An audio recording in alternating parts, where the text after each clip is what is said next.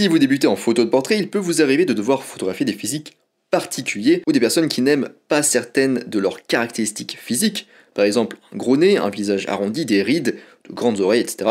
et qui souhaitent qu'elles soient le moins visibles possible sur la photo. Alors j'ai la solution pour vous. Aujourd'hui dans cet épisode flash, on va voir 6 petites astuces de posing pour les portraits difficiles. En avant, Guingamp. En premier, on a le manque de cheveux, notamment chez les messieurs. Si votre modèle est dégarni, abaissez légèrement l'angle de prise de vue, ça aura tendance à mettre plus en avant la mâchoire au passage. Éventuellement relever légèrement le menton, et éviter d'utiliser une lumière en douche, donc qui vient par le dessus. Vous pouvez aussi tout simplement faire porter un accessoire comme un chapeau ou un béret à votre modèle, mais tout le monde n'a pas une tête à chapeau. En 2, les rides. Je sais certaines personnes diront que les rides sont naturelles et ne sont pas un problème, et je suis bien d'accord. Mais si c'est un souhait de votre sujet que d'apparaître un peu moins ridé, alors dans ce cas, appliquez un éclairage frontal, et surtout pas latéral, qui aura tendance, lui, à faire ressortir les reliefs et notamment les rides. Troisième astuce, pour les grandes oreilles. Si la personne photographiée a de grandes oreilles, positionnez le visage de manière à ce qu'une seule oreille soit visible. Ensuite, éclairez de façon à ce que l'oreille soit légèrement dans l'ombre. Vous pouvez aussi la cacher d'ailleurs avec un peu de cheveux, éventuellement un chapeau. Quatrième astuce pour les gros nez. Si le sujet du coup a un gros nez, ou par exemple une bosse et des plaies, perso je trouve ça joli, alors photographiez votre sujet de face. Ça marche bien notamment pour les nez qui sont gros du coup en profondeur, donc de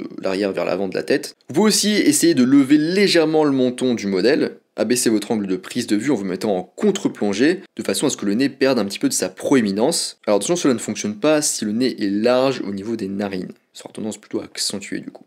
Et du coup, si le nez est plutôt large au niveau des narines, dans ce cas, vous pouvez essayer de prendre de 3/4. D'ailleurs, vous pouvez aussi convaincre votre sujet d'assumer complètement son nez et le prendre de profil. 5. Le double menton. Si votre modèle a un double menton, demandez-lui de regarder directement l'appareil photo. Ensuite, indiquez au sujet d'avancer légèrement le visage en avant vers l'appareil photo. Cette pose va permettre de tirer un petit peu la peau située sous le menton. Ensuite, éclairez frontalement le sujet de manière à créer des ombres qui vont masquer le double menton. Donc la lumière, vous la mettez de face, oui, mais vous la relevez un peu et vous l'abaissez. Et pour les messieurs, se laisser pousser la barbe peut aussi aider, mais ça peut prendre quelques semaines, voire plus longtemps. On peut aussi essayer de positionner une ou deux mains, mais il faut quand même veiller à pas trop cacher la mâchoire, qui, je vous le rappelle, est un atout esthétique aussi bien chez les hommes que chez les femmes. Enfin, 6 astuces pour les visages ronds. Si votre modèle a un visage arrondi qu'il n'apprécie pas trop, vous pouvez le photographier de 3/4. C'est déjà la fin de cet épisode flash. Bien sûr, certains diraient que les défauts permettent de différencier le visage et de leur donner du caractère. Je suis plutôt d'accord, mais je vous rappelle, si jamais vos sujets ne souhaitent pas mettre en avant